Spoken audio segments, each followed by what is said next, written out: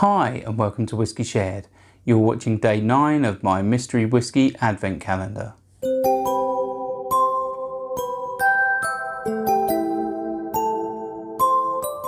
I'm Toby and you're watching Whiskey Shared.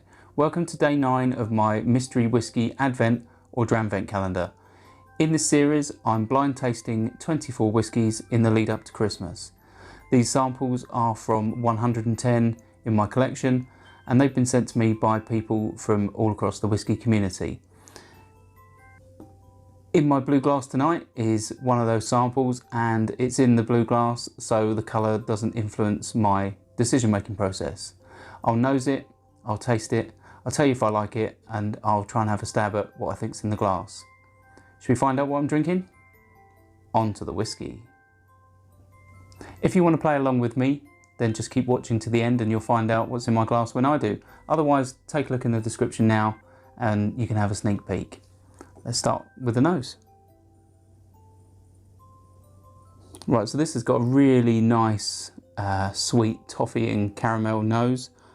I do really like this on a whiskey. I picked this up on a few whiskies, mostly Scotch, but I have picked it up on some more continental whiskies. There's possibly a fruitiness there from sherry. Yeah, there's almost like a dry tannic note on the nose as well, so I think this might have some sherry influence. There's a sweetness, slightly jammy, quite sugary. And there might even be a peat note on the nose. Yeah, there might be a peat note there in the background. Yeah, so this could potentially be a Scotch or it could potentially be a European whiskey. So let's start on the palate.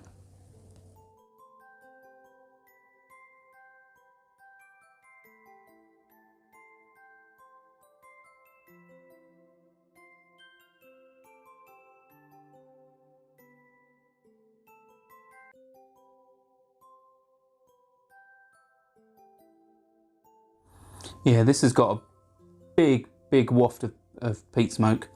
As it evaporates, it really totally dominates the palate. There's definitely a sweetness there from sherry or wine. There's a dryness that follows with the tannic nature you'd expect from a wine or sherry finish. Really, it's quite sweet, and also I think it's quite high ABV. So potentially I would lean more to a high ABV Scotch, but yeah, it's easy to get caught out with the whiskies on the market. They are really competing with Scotch these days, so even though the flavour profile immediately leans me towards it, it's easy to get caught out. Let's have another sip.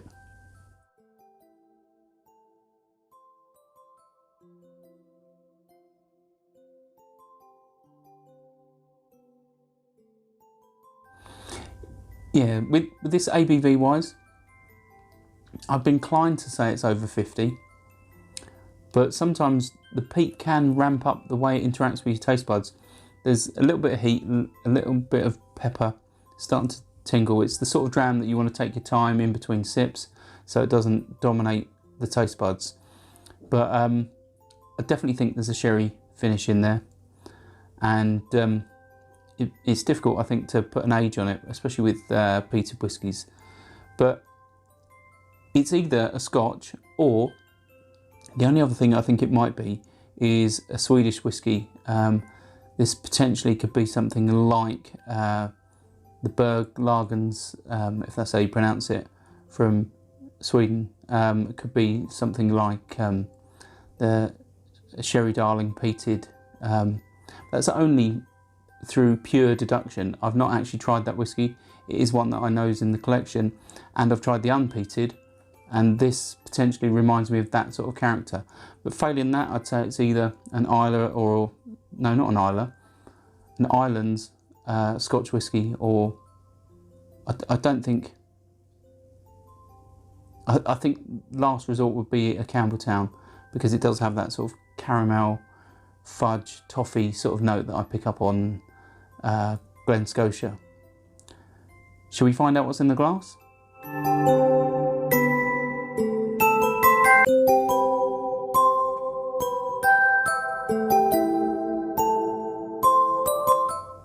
Right, so yeah, I think I can take this as, you know, partially getting it right. It's Highland Park 2004 Connoisseurs Choice at 60% ABV. So originally I did say it was high ABV, I did think it was above 50.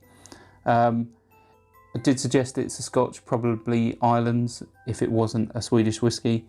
So yeah, it's definitely interesting. I wouldn't immediately have picked that out as Highland Park. I think the sherry's hiding some of that character, but it's still an interesting whiskey. It's still nice. I think at that ABV, obviously it deserves some water, you know, to open it up and get it to tickle the taste buds appropriately. So it's one I'll definitely enjoy off camera and take my time, and hopefully I'll see you again tomorrow for day 10. Sauncha. I hope you enjoyed this video. If you did, why not give it a like or a comment, and please consider subscribing for more videos like this.